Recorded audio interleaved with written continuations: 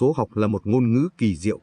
Nó không chỉ là công cụ để đếm hay tính toán, mà ẩn sau mỗi con số là cả một vũ trụ biểu tượng và triết lý sâu sắc. Trong số đó, số 1, con số khởi đầu của dãy số tự nhiên, mang ý nghĩa đặc biệt, không chỉ trong toán học mà còn trong văn hóa, tâm linh và cả hành trình tu tập của con người. Tại sao số 1 lại được coi trọng đến thế? Đơn giản vì nó là khởi nguồn, là nền tảng của mọi thứ. Trong Phật giáo, số 1 gắn liền với nhất tâm, trạng thái tập trung cao nhất để đạt tới sự giác ngộ. Còn trong văn hóa Việt Nam, số 1 tượng trưng cho sự khởi đầu, cái đơn sơ nguyên bản nhưng vững bền. Hãy cùng tôi khám phá hành trình đầy ý nghĩa của số 1 trong Phật giáo và văn hóa Việt Nam qua bài viết này.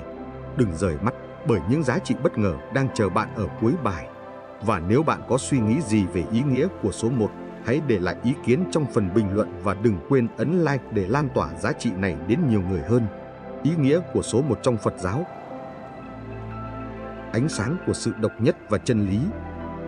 Trong Phật giáo, số 1 không chỉ đơn thuần là một biểu tượng toán học mà còn là biểu hiện sâu sắc của triết lý về sự duy nhất và cội nguồn. Đức Phật dạy rằng mọi hiện tượng trong vũ trụ đều bắt đầu từ một nguồn gốc duy nhất, đó là pháp giới, vũ trụ chân lý. Số 1 mang trong mình ý nghĩa của sự thống nhất, sự liên kết giữa tất cả mọi thứ, vượt lên trên sự phân biệt hay tách rời. Số 1 không phải là dấu hiệu của sự cô lập.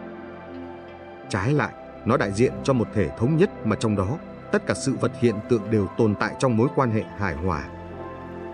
Điều này phản ánh một bài học quan trọng, chúng ta không bao giờ tách rời khỏi vũ trụ hay khỏi nhau. Thay vào đó, chúng ta là một phần không thể thiếu của tổng thể, và chính sự độc nhất ấy tạo nên bản chất thực tại. Sự độc nhất và khởi nguồn. Số 1 được xem là điểm bắt đầu, là khởi nguồn của mọi hiện tượng trong vũ trụ. Theo kinh điển Phật giáo, số 1 tượng trưng cho tánh không bản chất của mọi sự vật. Tánh không không có nghĩa là hư vô, mà là sự không cố định, không tự tính, luôn vận động và chuyển hóa. Khởi nguồn này nhấn mạnh rằng mọi hiện tượng đều phụ thuộc lẫn nhau, không gì tồn tại độc lập.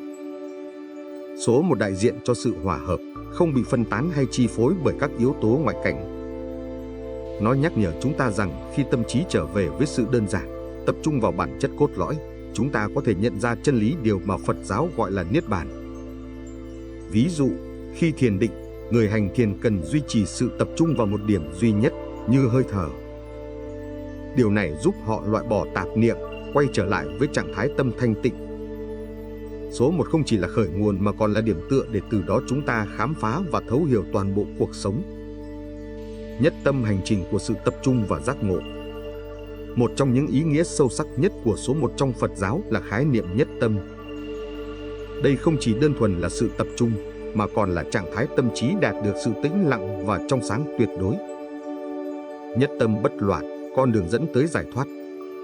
Trong kinh A Di Đà, Đức Phật dạy, nếu nhất tâm bất loạn, chí thành niệm danh hiệu Phật, người ấy sẽ đạt đến sự giải thoát.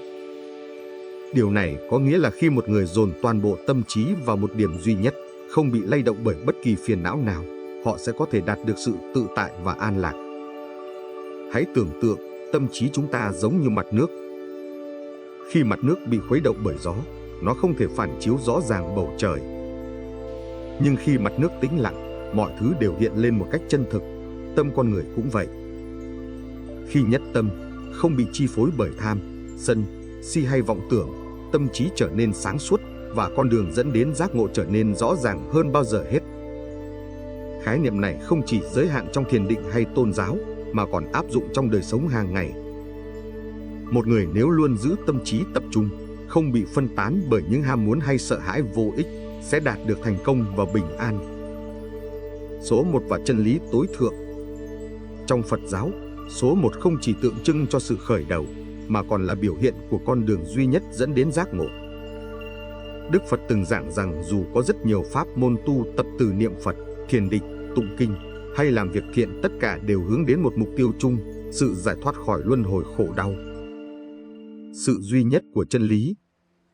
Phật giáo nhấn mạnh rằng chân lý là duy nhất, không hề thay đổi dù dưới bất kỳ góc nhìn hay hoàn cảnh nào. Chúng ta có thể đi theo những con đường khác nhau trong cuộc sống, nhưng nếu luôn giữ lòng từ bi và trí tuệ, chúng ta sẽ quay về với chân lý ấy.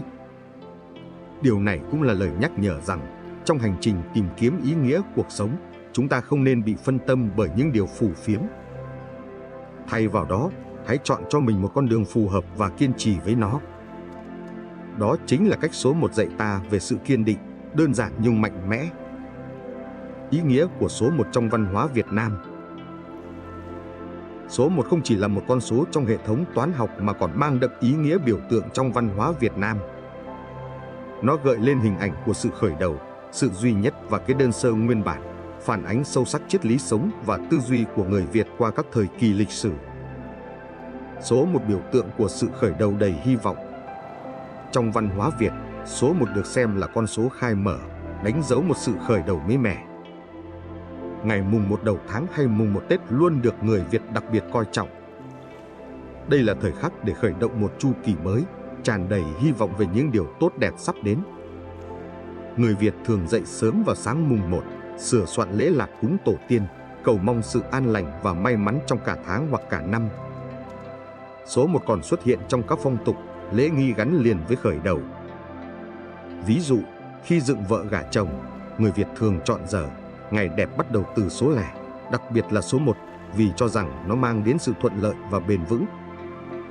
Điều này cho thấy số 1 không chỉ tượng trưng cho sự bắt đầu mà còn hàm chứa ý nghĩa về cơ hội và triển vọng tươi sáng.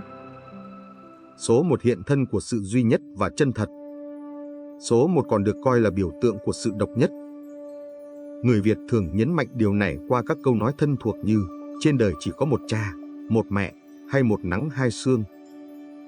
Điều này phản ánh giá trị của những điều duy nhất, thiêng liêng mà không gì có thể thay thế. Cái duy nhất này còn hiện diện trong cách người Việt trân quý những mối quan hệ gốc rễ, từ tình nghĩa gia đình cho đến tình làng nghĩa xóm. Số 1 nhắc nhở con người rằng, dù cuộc sống có bao nhiêu sự thay đổi, cội nguồn vẫn luôn là điều bất biến. Đây chính là kim chỉ nam để người Việt sống hài hòa, giữ vững truyền thống và bản sắc dân tộc. Sự đơn sơ nguyên bản trong cuộc sống Việt Nam. Người Việt có một triết lý sống rất gần gũi với thiên nhiên và sự tối giản. Điều này được thể hiện rõ qua ý nghĩa của số 1. Nó gợi lên hình ảnh của những điều sơ khai, nguyên bản và chân chất. Một chiếc lá, một hạt lúa hay một giọt nước đều là những biểu tượng đẹp đẽ của sự đơn giản nhưng mang lại giá trị lớn lao. Số 1 nhắc nhở con người rằng hạnh phúc không nằm ở sự phức tạp hay sự đầy đủ vật chất, mà ở việc tìm thấy niềm vui trong những điều giản dị. Những giá trị này còn được phản ánh qua lối sống tiết kiệm và tinh thần tự lực của người Việt, nơi mà từ một có thể là khởi nguồn để xây dựng nên nhiều điều to lớn hơn. Ví dụ, người nông dân Việt Nam bắt đầu vụ mùa bằng một nắm hạt giống duy nhất. Từ đó, họ nuôi dưỡng và chăm sóc để hạt giống ấy trở thành cánh đồng trĩu nặng hạt vàng. Số 1 ở đây không chỉ là sự khởi đầu mà còn là sự kiên nhẫn và lòng tin vào những gì nguyên sơ nhất. Số 1 trong tư duy dân gian Việt Nam. Trong kho tàng ca dao, tục ngữ Việt Nam, số 1 thường xuất hiện như một biểu tượng nền tảng. Câu tục ngữ một cây làm chẳng nên non, 3 cây chụm lại nên hòn núi cao là minh chứng rõ nét. Câu này không chỉ nhấn mạnh tầm quan trọng của sự đoàn kết mà còn cho thấy số 1 là nền móng đầu tiên. Không có một sẽ không thể có 2 hay 3. Tư duy này cũng được áp dụng vào mọi lĩnh vực trong đời sống. Ví dụ, trong công việc, người Việt quan niệm rằng bước đầu tiên luôn quan trọng nhất. Vạn sự khởi đầu nan, mọi việc đều khó khăn ở bước đầu, nhưng nếu bước khởi đầu tốt, sẽ tạo tiền đề thuận lợi cho những giai đoạn tiếp theo. Trong đời sống gia đình, một còn mang ý nghĩa của sự gắn bó và toàn vẹn. Hôn nhân được ví như sự kết hợp của hai cá thể thành một mái ấm, nơi mọi thứ đều bắt nguồn từ sự hòa hợp ban đầu. Sự giao thoa giữa Phật giáo và văn hóa Việt Nam qua số 1. Số 1 mang ý nghĩa sâu sắc cả trong Phật giáo và văn hóa Việt Nam, tạo nên một sự giao thoa đầy thú vị giữa hai lĩnh vực. Cả hai đều coi số 1 là biểu tượng của sự khởi đầu, tính duy nhất và những giá trị cốt lõi. Tuy nhiên, cách tiếp cận và ứng dụng lại mang những sắc thái khác biệt, làm nổi bật nét đẹp riêng của từng lĩnh vực. Trong Phật giáo, số 1 là biểu tượng của hành trình tâm linh. Hành giả được khuyến khích hướng về nhất tâm, một tâm thuần khiết, tập trung vào việc loại bỏ những vọng tưởng, dục vọng để đạt được sự giác ngộ. Đó là hành trình không chỉ hướng về chân lý tối thượng mà còn là con đường tìm kiếm sự giải thoát khỏi khổ đau. Ngược lại, văn hóa Việt Nam gắn số 1 với đời sống thực tiễn. Nó tượng trưng cho sự khởi đầu đầy hy vọng, sự duy nhất của những giá trị gốc rễ như tình cảm gia đình, cội nguồn văn hóa và sự hòa hợp với thiên nhiên. Người Việt coi trọng những gì nguyên bản, đơn sơ và chân thật, lấy đó làm nền tảng để xây dựng cuộc sống cộng đồng bền vững.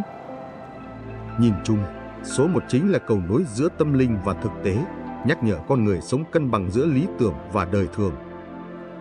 Bạn nghĩ sao về sự giao thoa này? Hãy để lại bình luận chia sẻ quan điểm của bạn. Số 1 không chỉ là một ký hiệu toán học mà là biểu tượng tinh tế của những bài học quý giá trong cả đời sống tâm linh và thực tế. Từ Phật giáo, chúng ta học được tầm quan trọng của việc tập trung vào nhất tâm để sống tỉnh thức, bình an. Từ văn hóa Việt Nam, số 1 nhắc nhở chúng ta trân trọng những khởi đầu, giữ gìn giá trị nguyên bản và sống hài hòa cùng cộng đồng. Trong cuộc sống hiện đại đầy xô bồ, ý nghĩa của số 1 càng trở nên thiết thực. Nó khuyến khích chúng ta quay về những điều đơn giản nhưng cốt lõi, một suy nghĩ tích cực, một hành động thiện lành, một quyết tâm làm mới bản thân. Đôi khi, chỉ cần một bước đầu tiên mạnh mẽ là đủ để thay đổi cả hành trình phía trước. Hãy thử áp dụng tâm thế số 1 vào cuộc sống hàng ngày, đơn giản hóa suy nghĩ, tập trung vào điều quan trọng và hướng tới những giá trị tốt đẹp. Nếu bạn thấy bài viết này truyền cảm hứng, đừng quên nhấn like và chia sẻ để lan tỏa những giá trị tích cực này đến mọi người nhé.